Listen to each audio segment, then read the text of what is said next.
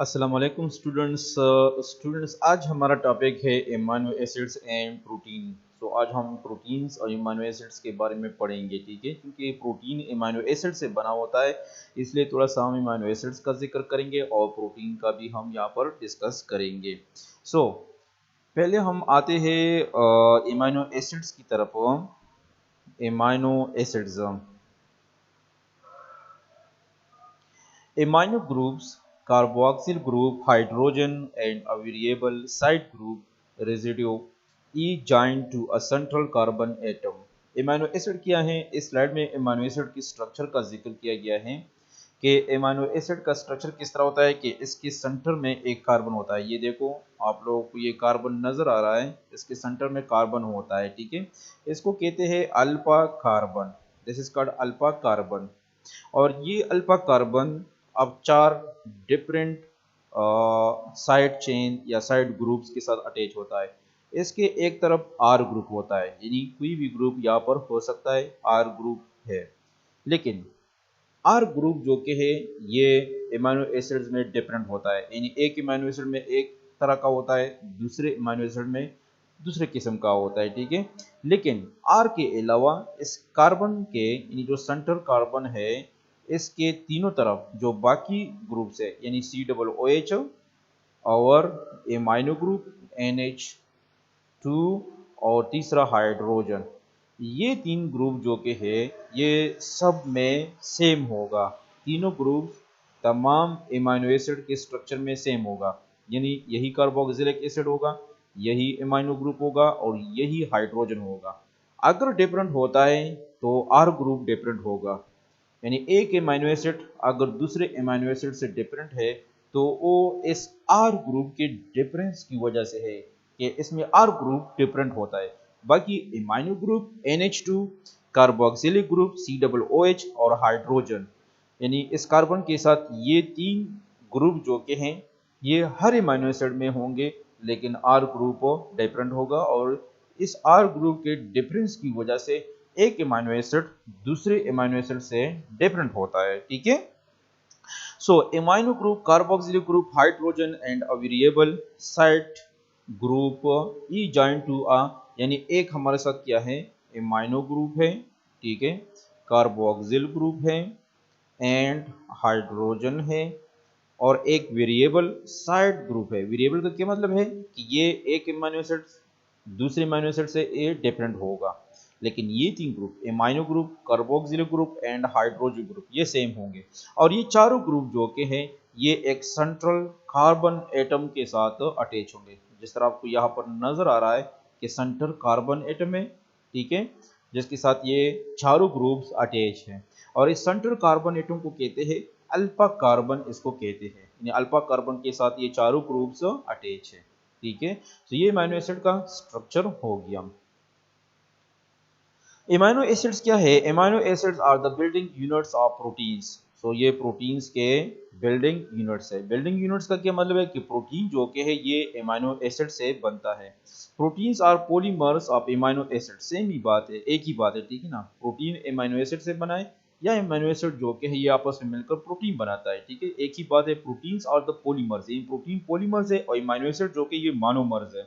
जाहिर बात है मोनोमर से पॉलीमर बन जाता है, एमिनो एसिड मोनोमर्स हो गया और इससे पॉलीमर बन जाता है। एमिनो एसिड आपस में मिलकर एक पॉलीमर बनाता है और वो पॉलीमर कौन सा है?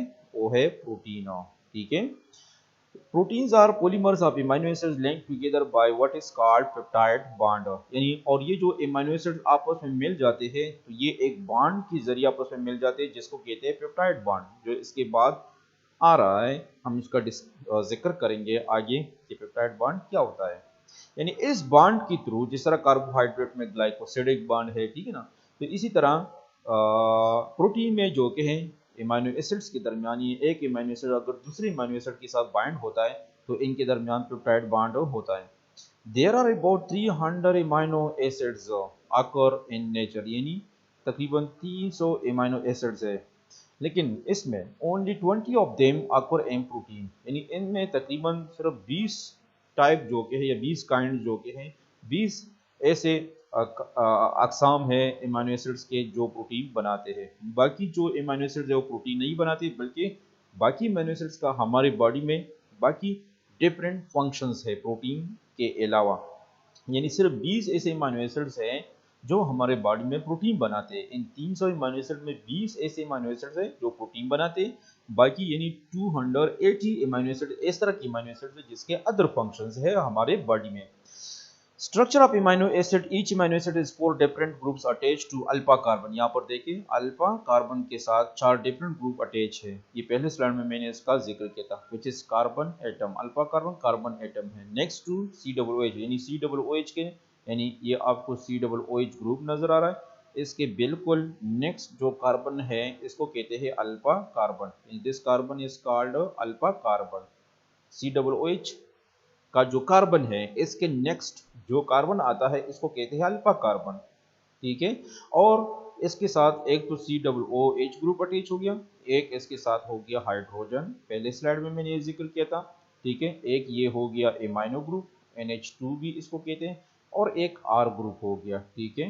R ग्रुप वेरिएबल है, यानी ये डिफरेंट होता है, लेकिन ये तीनों हर अमीनो एसिड में सेम रहेंगे। These 4 groups are amino groups, COOH group of hydrogen atom and side chain, जिस तरह हमने ये पहले स्लाइड में डिस्कस किया था। तो नेक्स्ट स्लाइड की तरफ जाते हैं।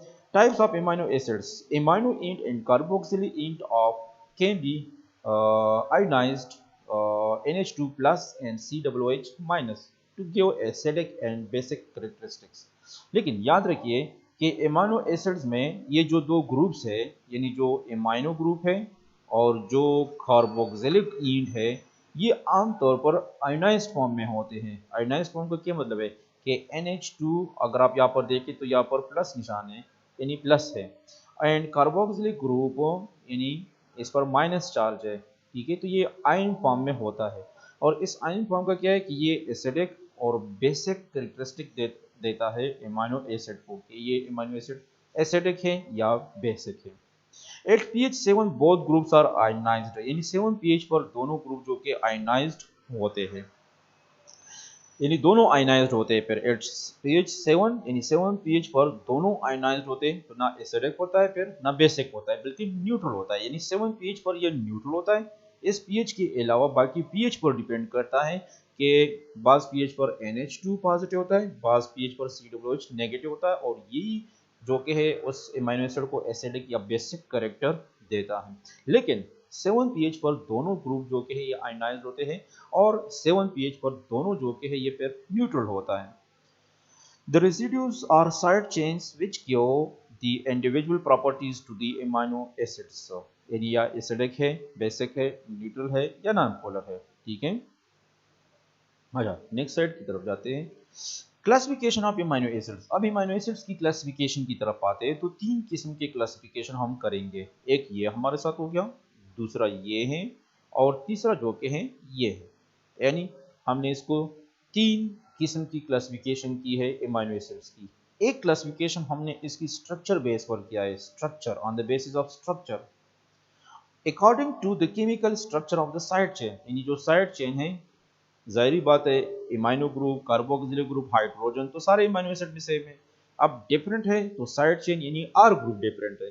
तो अब इस आर ग्रुप का जो केमिकल नेचर है, इस बेस पर इमाइनो एसिड्स की हमने क्लासिफिकेशन किया कि पोलर है, नॉन पोलर है, ठीक है ना। इस बेस पर हमने इसकी क्लासिफिकेशन की है।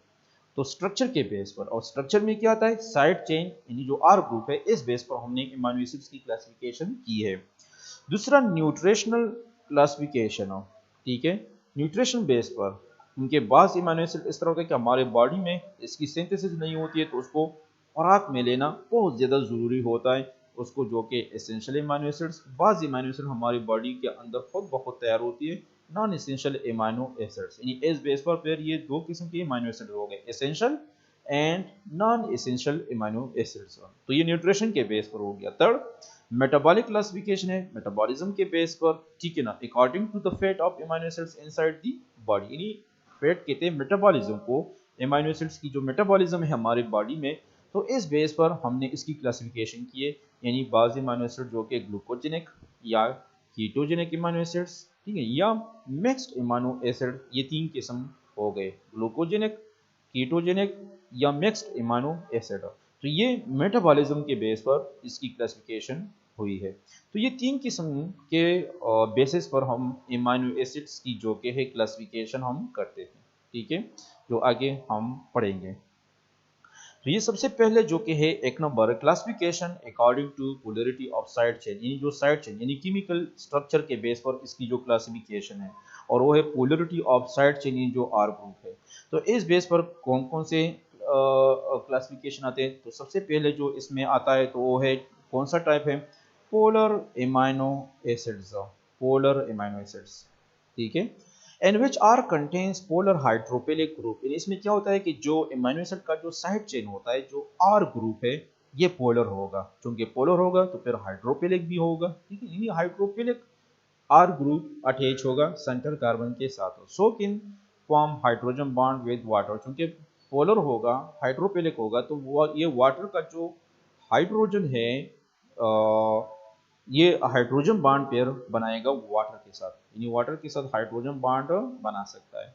And those amino acids R में कंटेन, यानी आर को हमने जिक्र के केस में पोलर ग्रुप अटैच होगा, पोलर आर ग्रुप। तो पोलर ग्रुप कौन सा हो सकता है, OH ग्रुप भी हो सकता है, SH ग्रुप भी हो सकता है, ठीक है, जिस तरह OH group for example serine, threonine, tyrosine में है, ठीक है ना। SH group for example cysteine में SH ग्रुप होता है।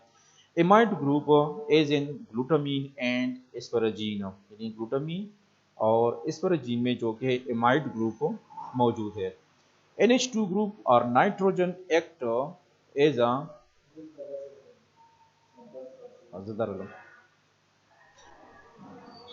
NH2 group or nitrogen act as a base in basic amino acids as lysine, arginine and histidine. NH2 group जो कि है बाज़ अमीनो एसिड्स तरह होते हैं कि इसमें NH2 ग्रुप होता है और इसमें नाइट्रोजन जो कि है ये बेस के तौर पर एक्ट करता है, और इस तरह के अमीनो एसिड्स जो कि ये बेसिक अमीनो एसिड्स होते हैं, for example lysine, arginine and histidine. आगे ये अमीनो एसिड्स अगर इसका आप स्ट्रक्चर फिर देखेंगे, फिर आपको ईजिली अंदाज़ा जो कि आपको पता चल जाएगा कि ये किस तरह बेसिक्स है और किस तरह ये पोलर ग्रुप इसके साथ अटैच है। Carboxylic group acidic amino acids इस तरह के होते हैं जिसमें कार्बोक्सिलिक ग्रुप होता है, फॉर एग्जांपल एस्पार्टिक एसिड या ग्लूटामिक एसिड में COOH ग्रुप होता है। तो ये एसिडिक अमीनो एसिड्स होते हैं। ये बेसिक अमीनो एसिड जिसमें NH2 ग्रुप होता है, बेसिक अमीनो एसिड, ठीक है ना, NH2 प्लस होता है जिसमें COOH माइनस होता है, ये एसिडिक अमीनो एसिड्स होते हैं। ये बेसिक अमीनो एसिड्स, ये एसिडिक अमीनो एसिड्स। और इस तरह बाकी OH, SH या एमाइड ग्रुप हो, तो ये सारे जो के हैं अगर इस तरह के अमीनो एसिड्स हो, तो इस तरह के अमीनो एसिड जो कि ये पोलर अमीनो एसिड्स होते हैं, ठीक है। दूसरा जो कि non polar amino acids R is alkyl hydrophobic group which can not enter in hydrogen bond formation. R जो कि ये अल्काइल हाइड्रोफोबिक ग्रुप होता है। अगर आर आर जो सेंटर कार्बन के साथ जो आर अटैच है, ये अल्काइल हाइड्रोफोबिक ग्रुप हो which cannot enter in hydrogen bond formation, जो हाइड्रोजन बॉन्ड फॉर्मेशन भी नहीं काज करता है। So 9 amino acids are non polar, यानी हमारे टोटल जो 20 अमीनो एसिड्स है, इसमें 9 अमीनो एसिड्स इस तरह है जो नॉन पोलर है। इसमें कौन कौन से, ग्लाइसिन है, एलानिन है, वालिन है, ल्यूसीन है, isoleucine, phenyl alanine, tryptophan, proline and methionine. ये 9 अमीनो एसिड इस तरह है जो नॉन पोलर है, ठीक है। सो दूसरा जो न्यूट्रिशनल बेस पर क्लासिफिकेशन है, आप इसकी तरफ आते हैं। सो इस बेस पर ये 3 किस्म की क्लासिफिकेशन है, 1 essential amino acids, semi essential amino acids, और थर्ड जो कि है non essential amino acids. So essential amino acid, these amino acids can not be formed in the body, हमारे बॉडी में ये इसकी सिंथेसिस नहीं होती है, and so it is essential to be taken in diet, इसलिए डाइट में लेना इसका जरूरी होता है। देयर डिफिशिएंसी अफेक्ट्स ग्रोथ, और अगर इसको हम डाइट में ना लें तो फिर हमारी बॉडी में इस अमीनो एसिड्स की डिफिशिएंसी अकर हो जाएगी, और इस डिफिशिएंसी की वजह से क्या इफेक्ट हो जाएगा, हमारा ग्रोथ इफेक्ट हो जाता है, हेल्थ इफेक्ट हो सकता है, और प्रोटीन सिंथेसिस भी इफेक्ट हो सकते हैं, ठीक है।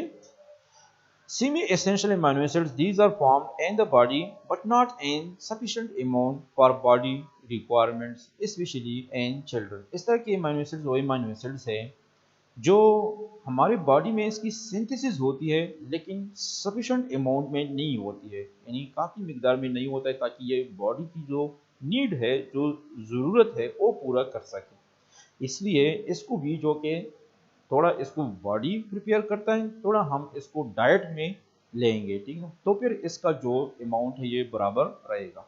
यानी ये बॉडी में भी सिंथेसिस होता है लेकिन इसको खुराक में भी, डाइट में भी लेना ज़रूरी होता है। स्पेशली चिल्ड्रन में ये ज़्यादा होता है, ठीक है ना। तो इसको कहते हैं सेमी एसेंशियल अमीनो एसिड, इसको कहते हैं। थर्ड जो कि है non essential amino acids, these are the amino acid that are formed in the body, यानी बॉडी में इसकी सिंथेसिस होती है in amount enough for adult in children, और इतने अमाउंट में बॉडी में इसकी सिंथेसिस होती है कि ये हमारी जो बॉडी नीड्स है उसको पूरा कर सकते हैं। तो इसको डाइट में लेना जो कि ये ज़रूरी नहीं होता है, तो इसको कहते हैं नॉन एसेंशियल अमीनो एसिड्स। तो न्यूट्रिशन बेस पर ये तीन किस्म की क्लासिफिकेशन हो गई अमीनो एसिड्स की: essential amino acids, semi essential amino acids and non essential amino acids. ठीक तर्जम। हाँ, सॉरी स्टूडेंट्स, दरमियान में कुछ डिस्टरबेंस हो रहा है, sorry.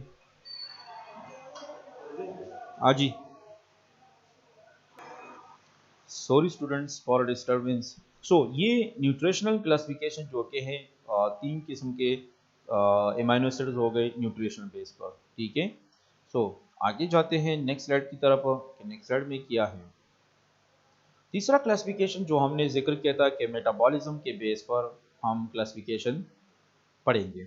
So metabolic classification according to metabolic और degradation products of amino acids, यानी हमारे अमीनो एसिड जब बॉडी में जाते हैं तो इसकी मेटाबॉलिज्म होती है और इसके मेटाबॉलिज्म से भी जो कि हैं मेटाबॉलिक प्रोडक्ट्स हासिल होते हैं। तो इस बेस पर भी इसकी क्लासिफिकेशन है। और पहला जो है वो है कीटोजेनिक, दूसरा है मिक्स्ड यानी कीटोजेनिक और ग्लूकोजेनिक दोनों, और तीसरा जो कि वो है ग्लूकोजेनिक अमीनो एसिड्स। पहला जो कि ketogenic amino acids which give ketone bodies, जो कीटोन बॉडीज यानी ऐसे अमीनो एसिड्स जब हमारे बॉडी में ऐसे अमीनो एसिड्स की मेटाबॉलिज्म होती है और वो कीटोन बॉडीज प्रोड्यूस करते हैं, इस तरह के अमीनो एसिड्स को कहते हैं कीटोजेनिक अमीनो एसिड, इसको कहते हैं। For example lysine and leucine are the only pure ketogenic amino acids. ये दोनों याद रखिए कि एक लाइसिन, ये दोनों वाहिद ऐसे अमीनो एसिड्स हैं जो कीटोजेनिक अमीनो एसिड्स है, यानी हमारे बॉडी में जब इन दोनों लाइसिन और ल्यूसीन की जब मेटाबॉलिज्म होती है तो ये कीटोन बॉडीज प्रोड्यूस करते हैं। तो ये दो वाहिद अमीनो एसिड्स है जो कीटोजेनिक अमीनो एसिड्स है। इस तरह की अमीनो एसिड्स को कहते हैं कीटोजेनिक अमीनो एसिड्स, ठीक है। नाम से पता चलता है कीटोजेनिक यानी कीटोन बॉडीज, जेनिक प्रोड्यूसर यानी प्रोड्यूसर, कीटोन बॉडीज प्रोड्यूस करता है, और सिर्फ दो अमीनो एसिड्स है, लाइसिन एंड ल्यूसीन, ठीक है। दूसरा जो कि max ketogenic and glucogenic amino, लेकिन इससे पहले ग्लूकोजेनिक अमीनो एसिड्स हम पढ़ते हैं नीचे। Glucogenic amino acid which gives glucose, जो ग्लूकोज प्रोड्यूस करते हैं, ठीक है। वो अमीनो एसिड्स जो मेटाबॉलिज्म के बाद ग्लूकोज प्रोड्यूस करता है तो इसको कहते हैं glucogenic amino acids. They include the rest of amino acids, यानी इन दोनों अमीनो एसिड्स के अलावा यानी लाइसिन और ल्यूसीन, और ये जो मिक्स्ड है यानी मिक्स्ड में हम ये पढ़ेंगे, ठीक है ना। तो इसके अलावा जितने अमीनो एसिड्स हैं ये ग्लूकोजेनिक अमीनो एसिड्स है, ठीक है। They include the rest of amino acids, these amino acids bye catabolism yield products, यानी जब मेटाबॉलिज्म होती है तो ये ऐसे प्रोडक्ट्स प्रोड्यूस करते हैं that enter in glycogen and glucose formation, जो फर्दर जाकर ग्लूकोज और ग्लाइकोजन की सिंथेसिस काज करता है, ठीक है। तो इस तरह के अमीनो एसिड्स को ग्लूकोजेनिक अमीनो एसिड्स कहते हैं। अब मिक्स की तरफ आते हैं। अब ये मिक्स कीटोजेनिक और ग्लूकोजेनिक अमीनो एसिड्स की तरफ आते हैं, ठीक है।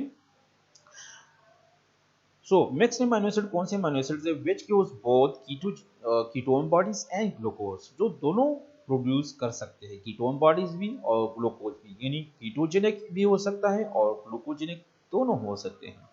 दे आर, अब ऐसे कौन से अमीनो एसिड्स है, आइसोल्यूसिन, ठीक है, फिनाइल एलानिन, टायरोसिन और ट्रिप्टोफैन, ये ऐसे अमीनो एसिड्स हैं जो मिक्स्ड अमीनो एसिड्स है। तो अब याद रखिए कि एक हमारे साथ हो गया लाइसिन और ल्यूसीन, ये दोनों कीटोजेनिक अमीनो एसिड हो गए। इसके अलावा isoleucine, phenyl alanine and tyrosine और ट्रिप्टोफैन, ये मिक्स्ड हो गए। अब इनके अलावा यानी ये 1 2 3 4 5 6 नहीं, इस 6 अमीनो एसिड के अलावा जितने अमीनो एसिड्स रह जाते हैं वो ग्लूकोजेनिक अमीनो एसिड्स है, यानी ग्लूकोज प्रोड्यूस करते हैं। ठीक है, ये अमीनो एसिड जो के हैं ये मिक्स्ड हो गए, यानी कीटोन और ग्लूकोज दोनों प्रोड्यूस कर सकते हैं, ये कीटोजेनिक हो गए। इनके अलावा जितने अमीनो एसिड रह जाते हैं वो सारे ग्लूकोजेनिक अमीनो एसिड्स हैं। तो मेटाबॉलिज्म के बेस पर ये 3 टाइप हो गए अमीनो एसिड्स। ठीक है स्टूडेंट्स, इजी है। अब स्टार्ट की तरफ देखें, मैंने यहाँ पर स्टार्ट में आपको बताया था कि स्ट्रक्चरल क्लासिफिकेशन के बेस पर स्ट्रक्चर जो आर ग्रुप होता है, पोलर और नॉन पोलर, हमने डिस्कस की। न्यूट्रिशनल के बेस पर, ठीक है, एसेंशियल, सेमी एसेंशियल और नॉन एसेंशियल, ठीक है। और मेटाबॉलिज्म के बेस पर कीटोजेनिक, ग्लूकोजेनिक और मिक्स्ड अमीनो एसिड में। तो ये 3 क्लासिफिकेशन जो के हैं, अगर आप आगे देखें ये हमने इसका जिक्र किया, ये तीनों क्लासिफिकेशन हो गए। अब अमीनो एसिड्स की फंक्शन की तरफ आते हैं। ठीक है, फंक्शन ऑफ अमीनो एसिड्स की तरफ आते हैं। अमीनो एसिड्स की क्लासिफिकेशन हमने किया, लेकिन फंक्शन की तरफ आते हैं। सारी बात है, अमीनो एसिड्स है तो प्रोटीन सिंथेसिस काज करेगा, लेकिन सारे अमीनो एसिड्स प्रोटीन नहीं बनाते। कुछ अमीनो एसिड्स इस तरह है जिसके हमारे बॉडी में अदर फंक्शंस हैं। ये बात याद रखें कि हर प्रोटीन अमीनो एसिड से बना होता है, लेकिन हर अमीनो एसिड्स प्रोटीन नहीं बनाता है। कुछ अमीनो एसिड्स हमारे बॉडी में ऐसे भी हैं जो प्रोटीन के अलावा, इसके प्रोटीन सिंथेसिस के अलावा इसके अदर फंक्शंस होते हैं। एनर्जी रिजर्व्स, हार्मोन्स, थायरोक्सिन, यानी कुछ अमीनो इस तरह है जो एनर्जी रिजर्व्स के तौर पर काम करते हैं। कुछ इस तरह के अमीनो एसिड्स हैं जो बाय नेचर वो हार्मोन्स होते हैं। फॉर एग्जांपल थायरोक्सिन जो कि है ये अमीनो एसिड्स नेचर है। 20 different amino acids are used in protein synthesis. Protein synthesis में 20 different amino acids यूज होते हैं।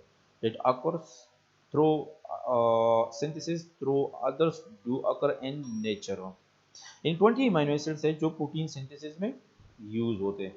दो others do occur in nature, यानी दूसरे भी amino acids भी नेचुरली मौजूद है, लेकिन वो प्रोटीन सिंथेसिस में हिस्सा नहीं लेते हैं, उसके अदर फंक्शंस होते हैं। अच्छा, ये 20 अमीनो एसिड्स कौन से अमीनो एसिड्स हैं, तो इसका हम जिक्र करेंगे। ये देखें, ये 20 अमीनो एसिड्स हैं जो प्रोटीन सिंथेसिस में हिस्सा लेते हैं। अब इस स्लाइड में आपको क्लियर नज़र नहीं आ रहा है, तो इसके लिए आप बुक देखें। बुक में आपको इन 20 अमीनो एसिड्स के नाम और इसके स्ट्रक्चर का आप लोगों को पता चल जाएगा कि इसका स्ट्रक्चर क्या है और नाम क्या है। इसके लिए आपको बुक देखना पड़ेगा, या मैं इस तरह करूँगा कि इसका स्ट्रक्चर जो कि है एक अलग पेज पर बनाऊँगा, इस पर एक लेक्चर बनाऊँगा 5-10 मिनट का, और ये आप लोगों के साथ मैं शेयर करूँगा। ये भी शेयर करूँगा कि आप इन 20 अमीनो एसिड्स की स्ट्रक्चर को किस तरह याद रखेंगे, ठीक है ना। ये आपको मैं इंशाल्लाह इस पर अलग लेक्चर दूंगा, लेकिन ये 20 अमीनो एसिड्स है जिसकी ये स्ट्रक्चर्स भी है। अच्छा, amphoteric properties of amino acids, that is they have both basic and acidic groups, so can act as base और acids. Amphoteric properties, amino acids की एम्पोटेरिक प्रॉपर्टी है, और वो क्या है कि ये दोनों यानी बेसिक के तौर पर भी, बेसिक नेचर भी इसका है और इसका एसिडिक नेचर है। क्यों? क्योंकि इसमें एक अमीनो ग्रुप है कार्बोक्सिलिक ग्रुप, एक एसिडिक नेचर देता है, दूसरा बेसिक नेचर देता है। तो चूंकि एसिडिक और बेसिक दोनों ग्रुप्स इसके अंदर मौजूद है, तो बाज़ औक़ात amino acids acidic nature show करता है, बाज़ औक़ात बेसिक नेचर शो करता है, ठीक है। तो इस अमीनो एसिड्स की इस प्रॉपर्टी को कहते हैं एम्पोटेरिक। एम्पोटेरिक यानी डबल नेचर शो करता है, एसिडिक भी और बेसिक भी। इस वजह से अमीनो एसिड्स की इस प्रॉपर्टी को कहते हैं amphoteric property. Neutral amino acid जो कि है मानो बेसिक या मानो कार्बोक्सिलिक एसिड जो है, ये न्यूट्रल अमीनो एसिड्स होते हैं, ठीक है। मानो बेसिक होते हैं या मानो कार्बोक्सिलिक होते हैं। एग्जिस्ट इन एक्विस सोल्यूशन, जो न्यूट्रल अमीनो एसिड्स है, न्यूट्रल अमीनो एसिड जिस तरह मैंने आपको पहले जिक्र किया था कि pH 7 पर ये न्यूट्रल होते हैं, ठीक है।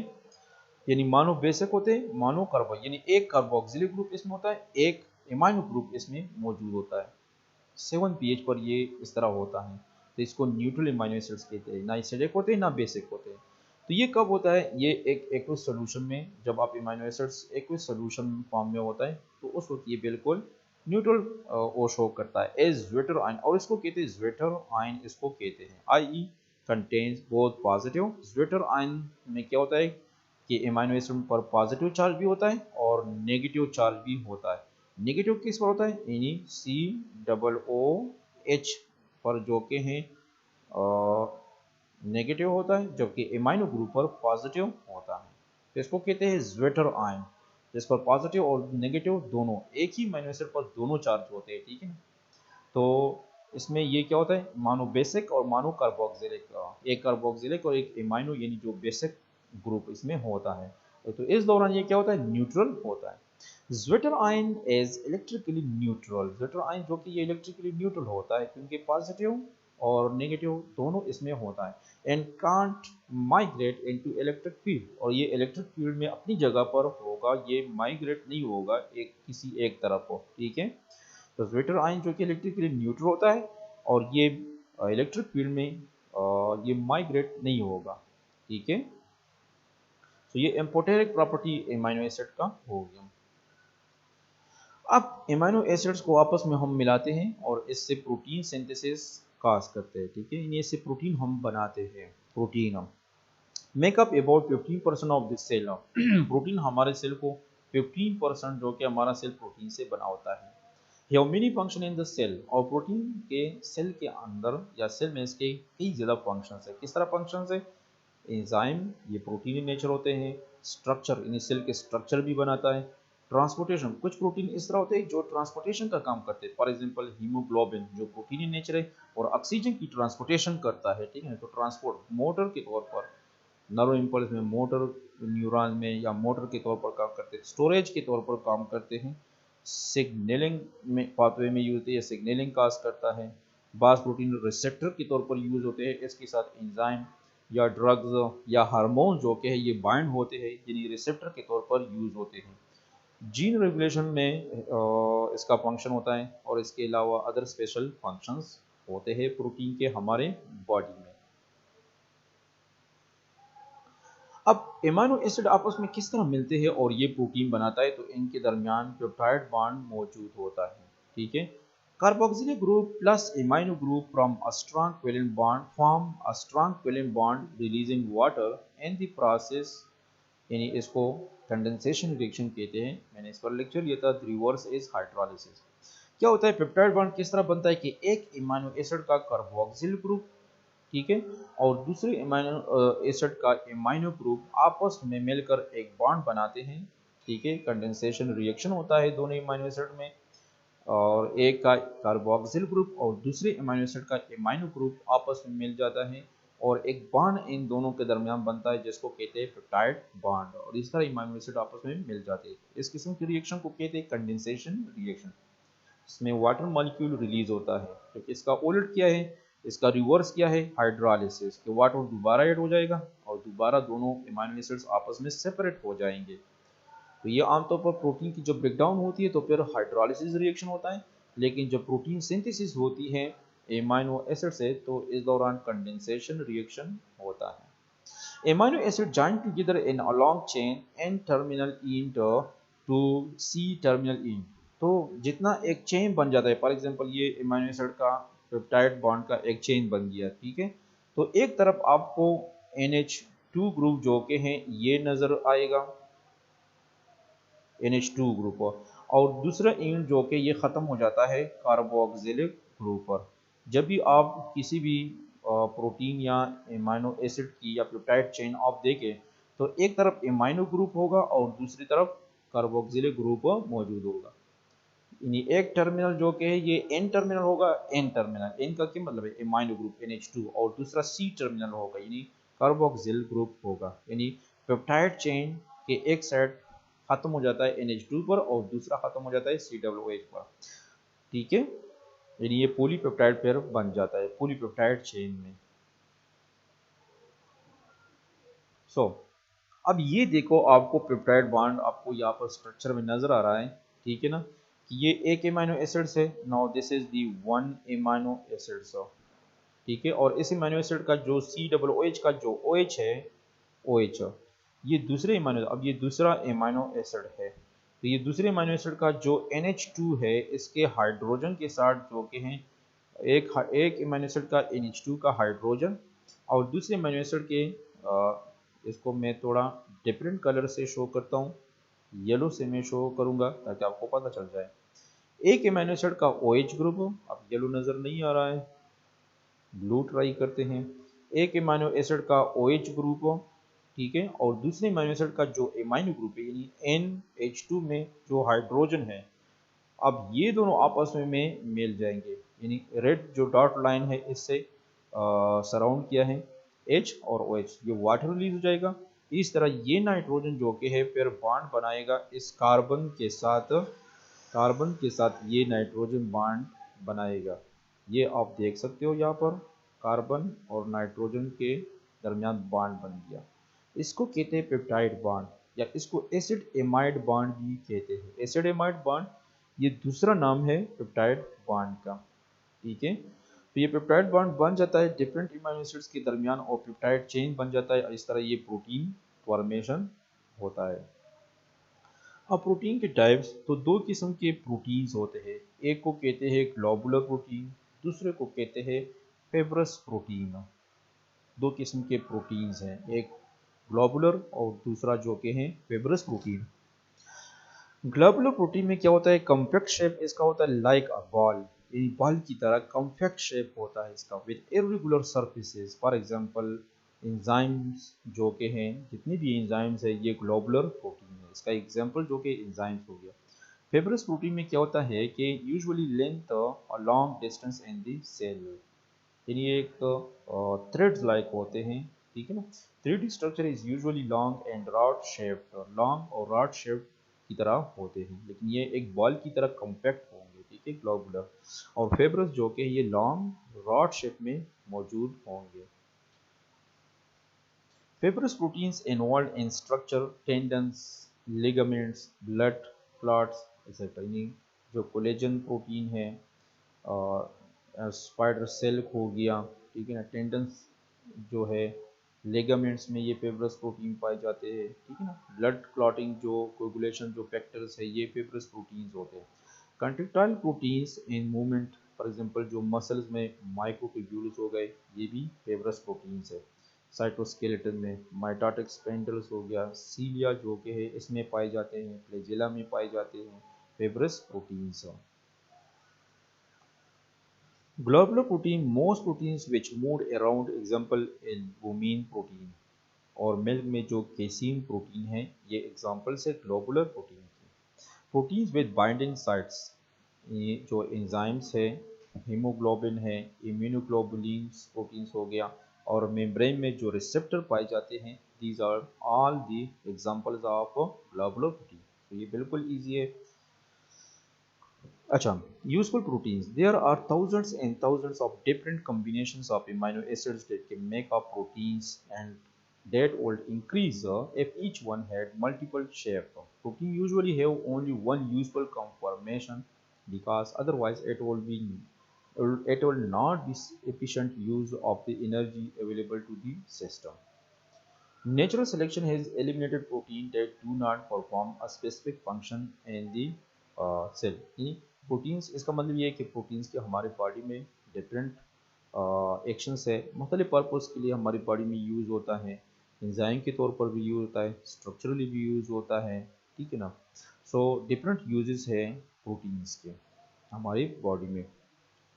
अब प्रोटीन्स की जो क्लासिफिकेशन है ये हम किस बेस पर करते हैं, तो एक कैटालिटिक प्रोटीन्स है, for example enzymes are catalytic proteins. बाज़ प्रोटीन्स होते हैं जो कम्युनिकेशन काज करते हैं, फॉर एग्जांपल हार्मोन्स, इसमें इंसुलिन हो गया, कुछ न्यूरोट्रांसमीटर हो गए इसमें।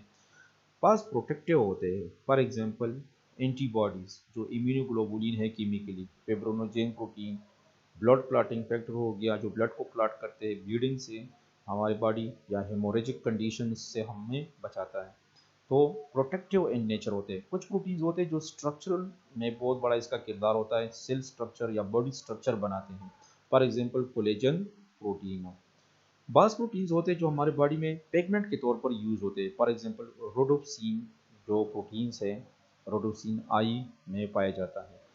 स्टोरेज के तौर पर भी यूज होता है, for example albumin and eggs, या कीसीन प्रोटीन हो गया मिल्क में, ठीक है, ये स्टोरेज प्रोटीन होते हैं। बास प्रोटीन्स होते हैं जो ट्रांसपोर्ट के तौर पर होते हैं, फॉर एग्जांपल हीमोग्लोबिन जो ऑक्सीजन को ट्रांसपोर्ट करते हैं, पहले मैंने इसका जिक्र किया था। कंट्रेक्टाइल बास प्रोटीन होते हैं जो कंट्रेक्टाइल प्रोटीन के तौर पर यूज होते हैं, for example actin and myosin and skeletal muscles. और टॉक्सिन्स के तौर पर भी होता है, फॉर एग्जांपल जो स्नेक विनम है ये टॉक्सिन्स होते हैं, यानी बास प्रोटीन ऐसा होता है जो टॉक्सिन्स होते हैं, इसका एग्जांपल है स्नेक विनम। तो ये अमीनो एसिड्स और प्रोटीन के बारे में आज हमारा लेक्चर हो गया। थैंक यू स्टूडेंट्स, ये आज आपका लास्ट टॉपिक हो गया। Thank you so much.